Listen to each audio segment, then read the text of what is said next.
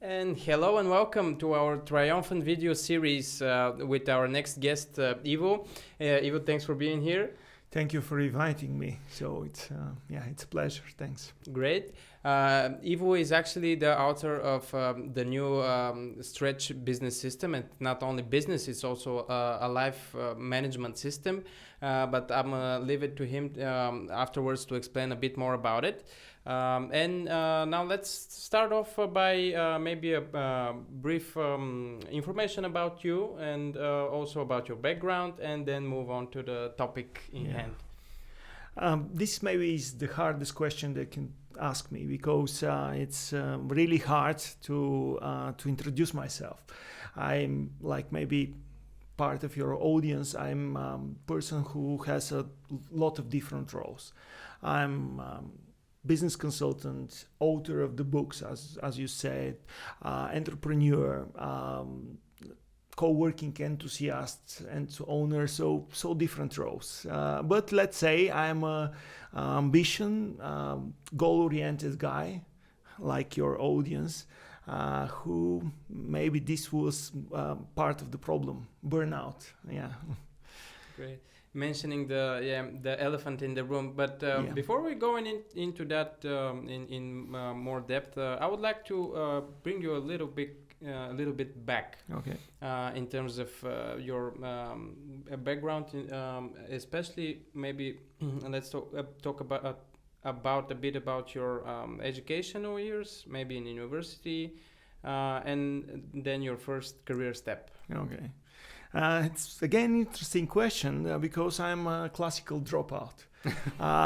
Why? Because I started as all young guys thinking about university. Of course, they accept me, one of the, let's say, prestigious Bulgarian universities. But after 2 years, I saw that education is not working for me because I already started my career, and I don't see the connection between real life business issues and business cases that I have to resolve and this education who look like, okay, scientific, but so disconnected from real life and business.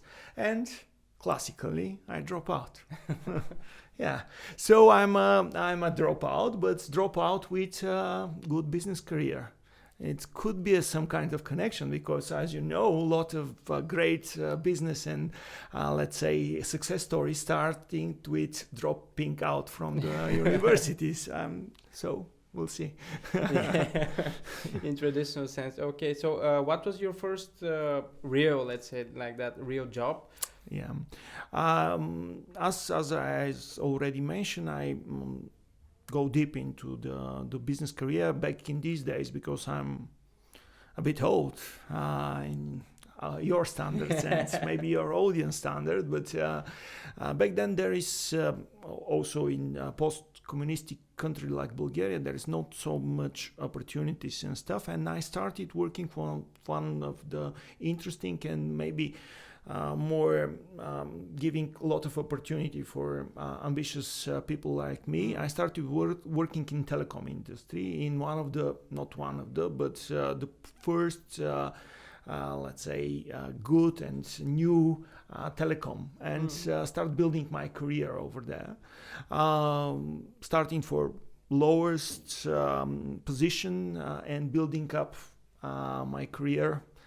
Climbing the career ladder to become sales manager of all retail outlets, and after that being a sales director, and back in, let's say, continuing my career to become and chief executive officer of one of the biggest retail store chains in Bulgaria. Wow.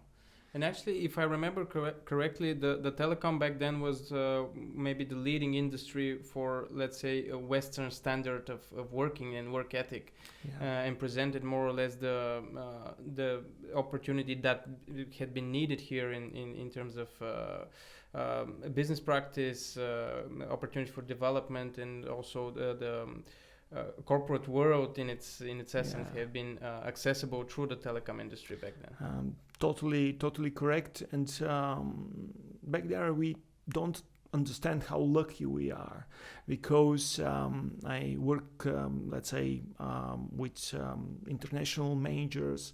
I can remember how they promote me and give me a reward of Salesman of the Year.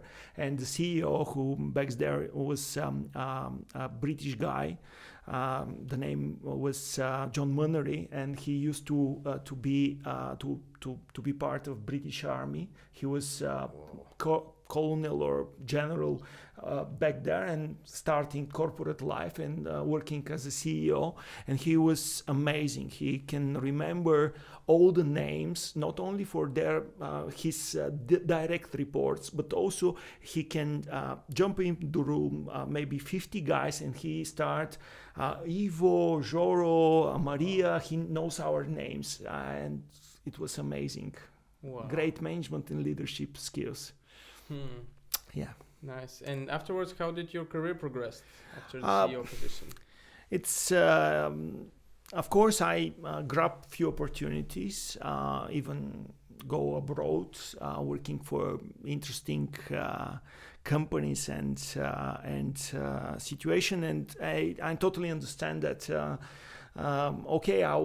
I have all the opportunities to make a good corporate, to become a good corporate doc, let's say, to have all the different, benefits that high-level corporate lives have, company car, phone, stuff like that. But maybe, of course, burnout has to do lots about it. But after a few stress-related issues, I decided to come back and start my own business.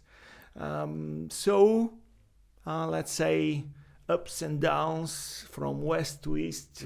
Interesting, yeah. Tell us a bit about your more Western, the Western wing of your career back then. I believe. If you want, let's focus on the situational here. Okay. Okay. Yeah. Because you call me a burnout triumphant. So definitely, the big triumph is here in Bulgaria, not in my, traveling time and stuff like that. Yeah. Okay. So let's do this. Let's focus on the national part of it. Okay. Is it okay? Yeah, definitely. Okay, perfect. Okay. So. I wanted to talk about more about the early symptoms that because it's easier now to look back and to recall some early indicators of what was going on rather than somebody who is in the situation. It's quite difficult to get them and to understand them as a part of something bigger going on. So, what was your first indicators or early symptoms?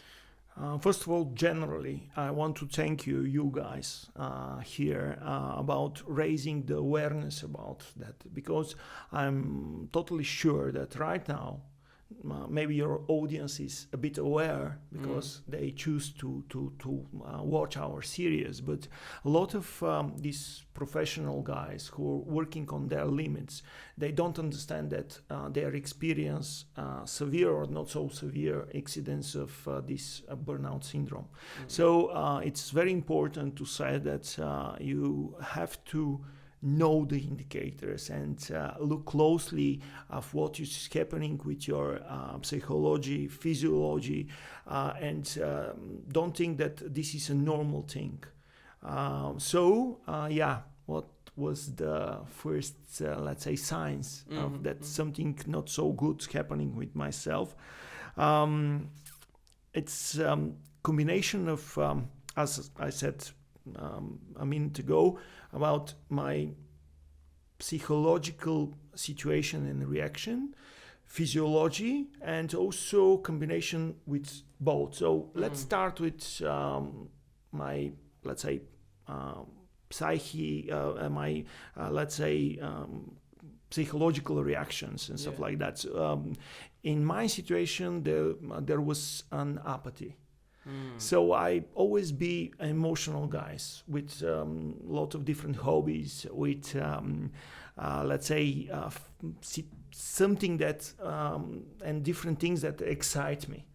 So let's on one hand put, let's say, I'm a big football fan. On the other hand, I have a lot of friends and let's say willingness to go to see people and stuff like that. But when burnout starts to come in my life, I start noticing that something strange happened. I don't have, let's say, urge or as I said, I start to be really apathic.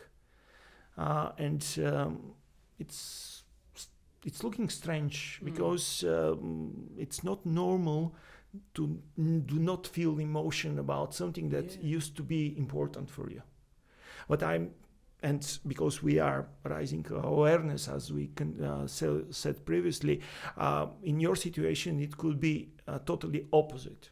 It could be, let's say, a bit hysteric, a bit willingness to go see people, from introvert to extreme extrovert. Yeah. So if you start seeing the changes in your standard way of expressing and feeling your emotion, that could be an early sign. Because after that, it start coming the physiological part of the burnout, who you are more bigger expert than me, but I'm sure that it's harder to reverse when it starts affecting your physiology. In my situation, I start losing weight. I start losing my sight. It's a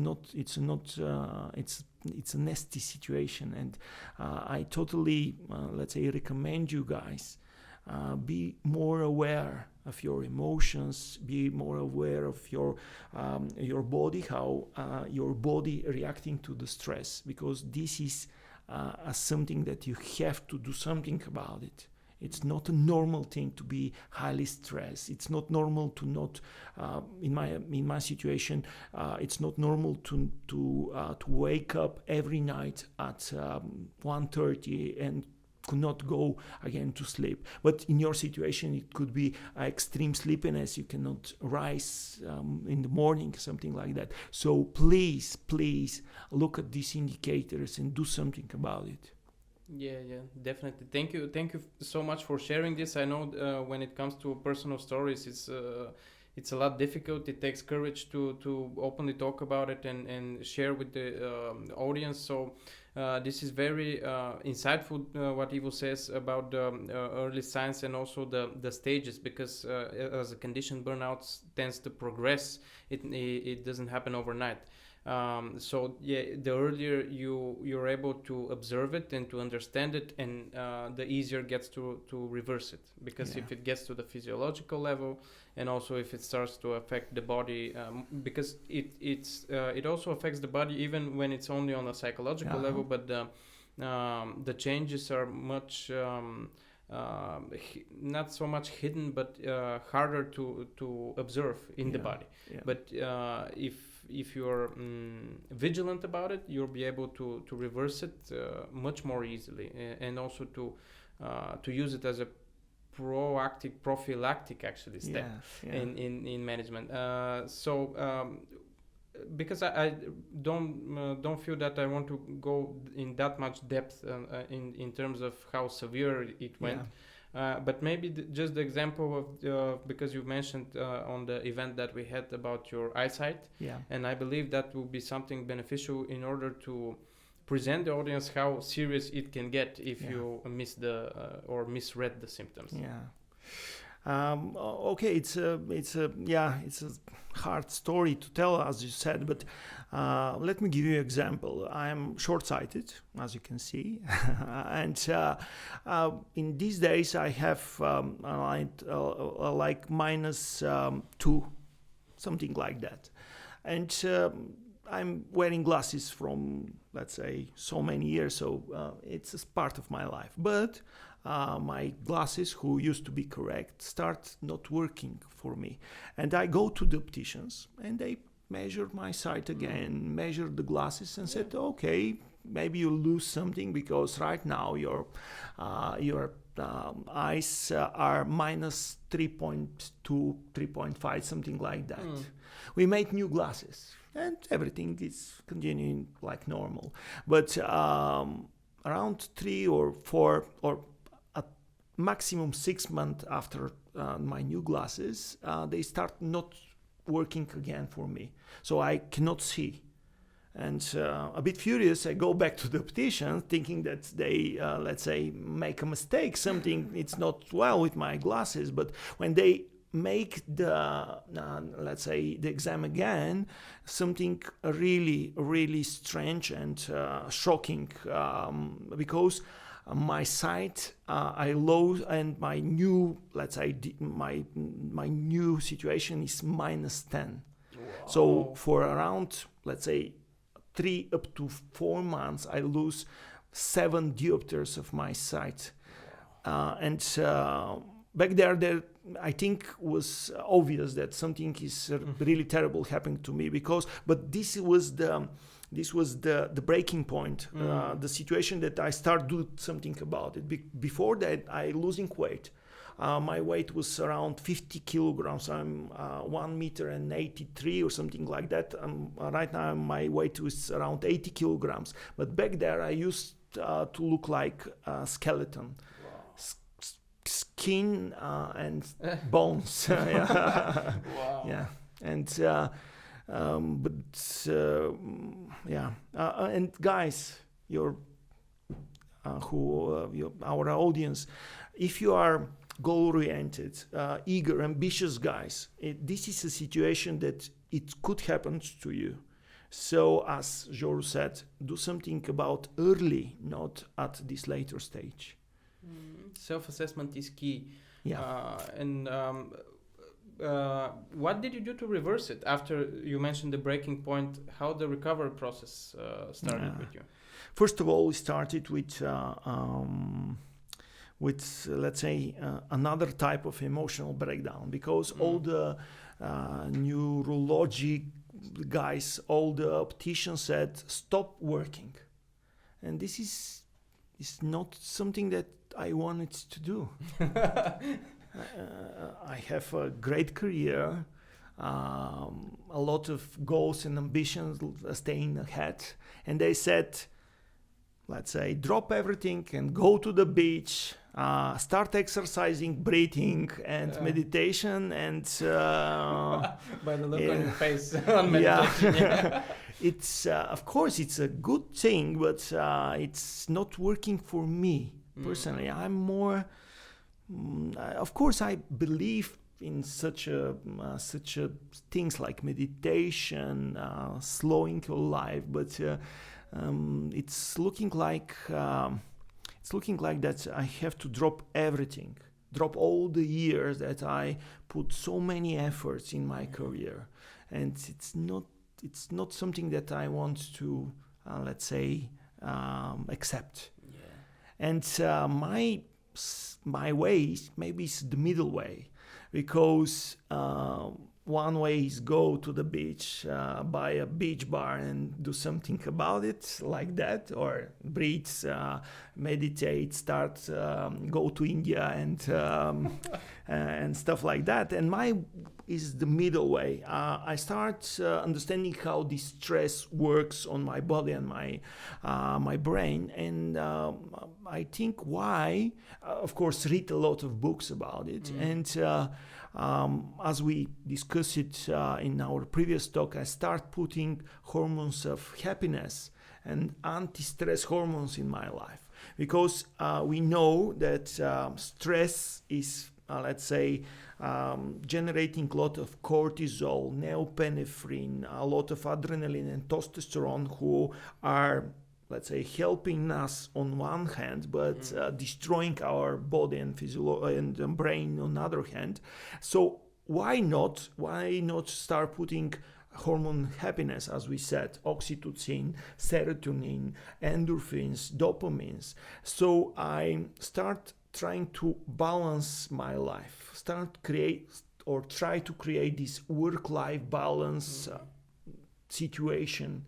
I put this because it's sounding well, but how to create a work-life balance. But I find a solution that works for me. So let's say my way of getting out from burnout is start trying to balance my life. And in terms of tools or strategies that you use, what helped you the most? It helps me, of course, time management skills. It's maybe crucial for me because I'm from maybe your audience also. I'm always lacking time to do.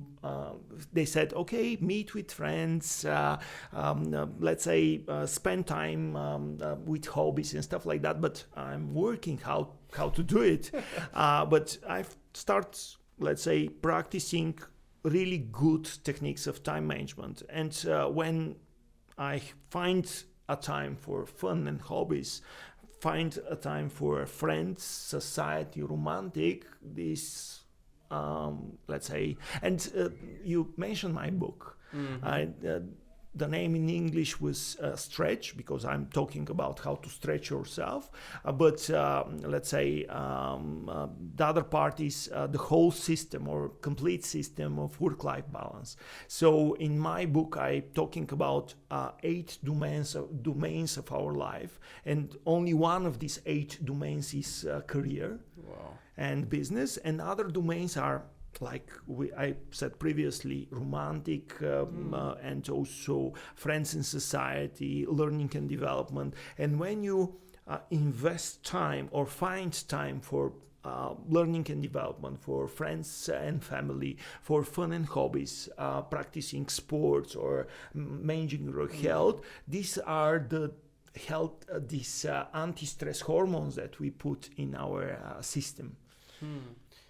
Yeah, interested that you mentioned that because it now I have some thoughts about that when we actually the major part of the stress comes when we try to give too much importance of just one aspect of our lives and trying to overcompensate for the other. For example, you're putting yourself everything in terms of effort and time and energy into your career. And no wonder your relationship starts to slow down or starts to have problems in your health, maybe in your relationship with society, your learning and development, because if you crush yourself into work, no wonder you're going to stop developing in terms of holistically approaching this. So that's I think very good key here to reduce. Because the time management technique itself maybe because I read a study earlier that maybe 25% of the people who attend time management courses or trainings actually end up getting more stressed because they use the techniques to reproduce the same model that got them there in the first place. But if you look at it in that way, to make time for other major parts of your life, that is completely different approach. And then use the time management technique in order to be more efficient about it, because it's not the time you put in the area, but it's also the quality of that time. Definitely. And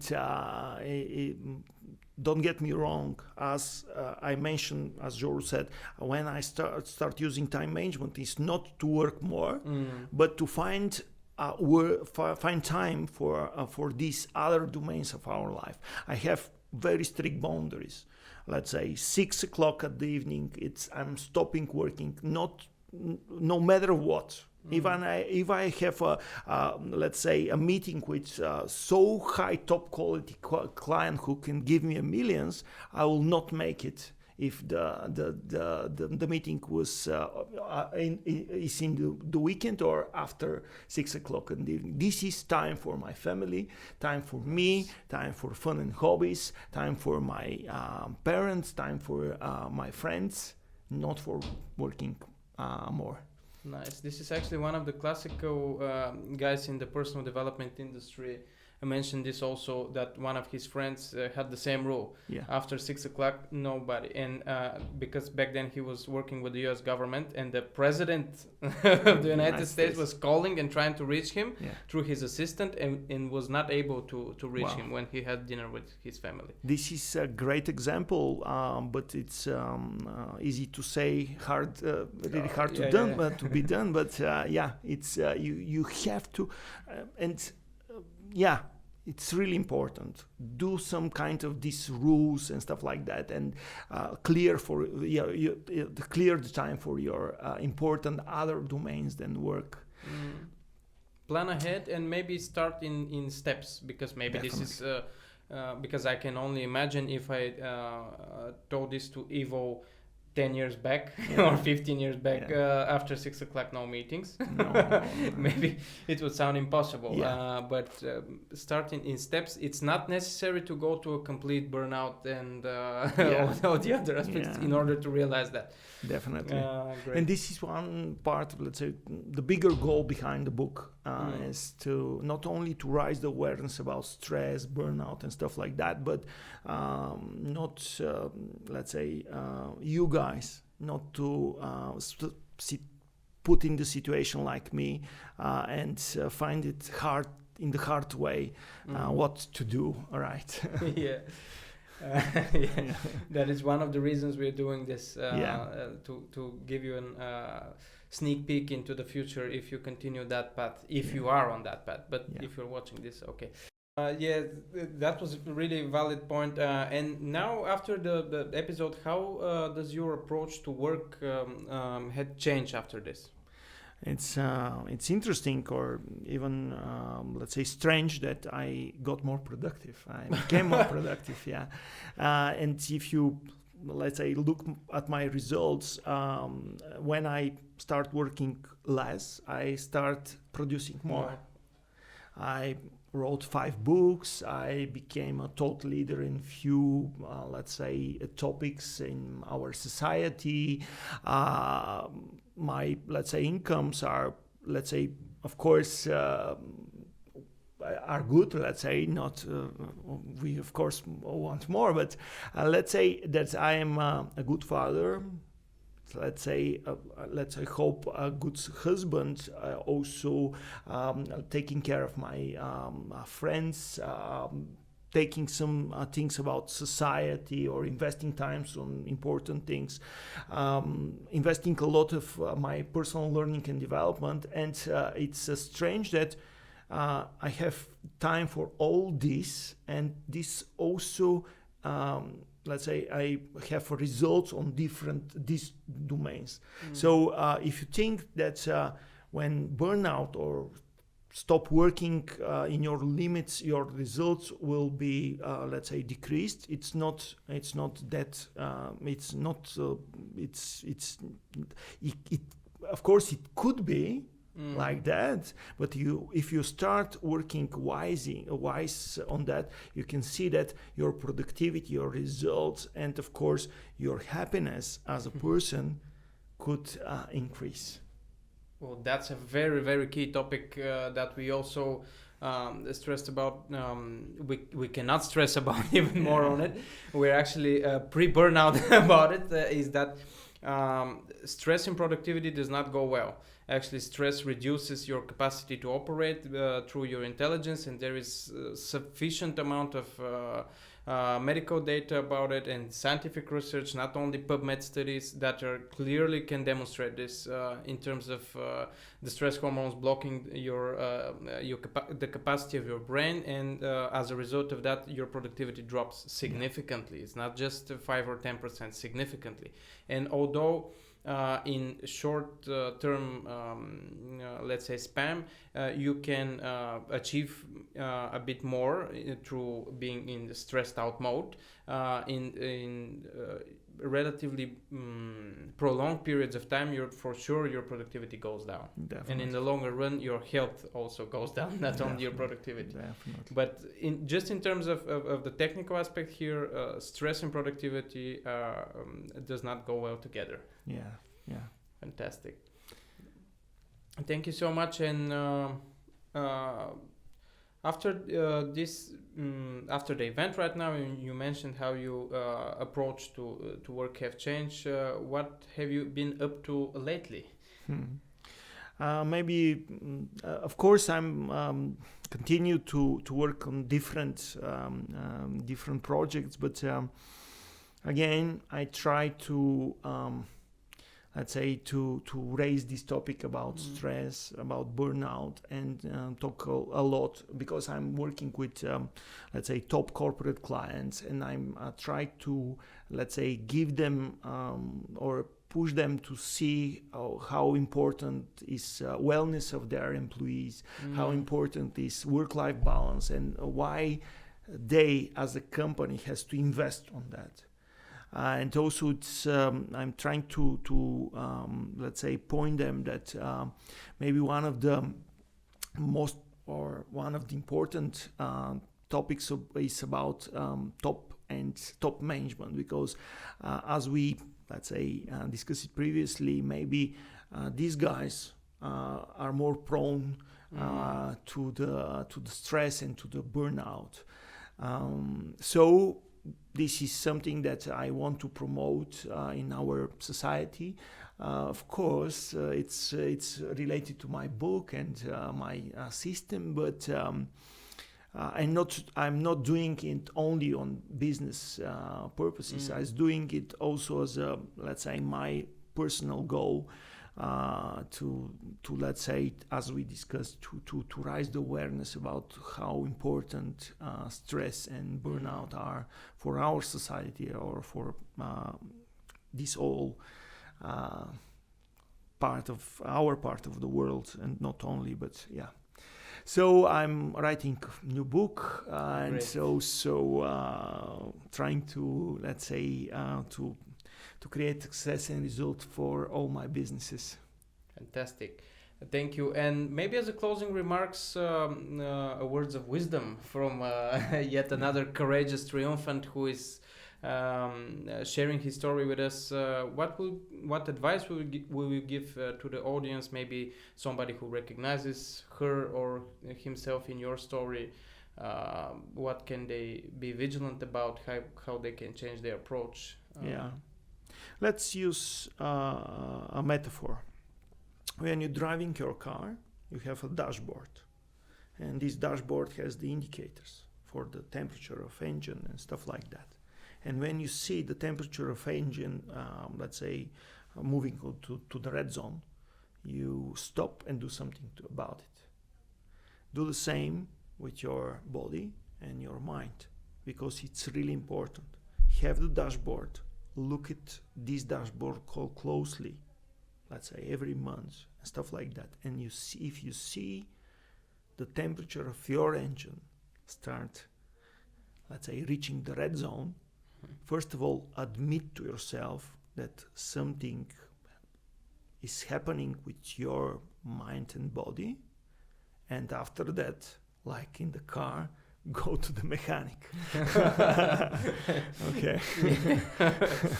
I'll for sure be checking mine as well after the interview. Thank you so much, Ivo, for your time and sharing your story. I hope, not only hope, I know it's going to be helpful to our audience that will be watching. Information about Ivo and links to the initiative he's currently involved in will be posted in the description below. So thank you everyone for watching, and see you soon. Bye. Bye. Thanks.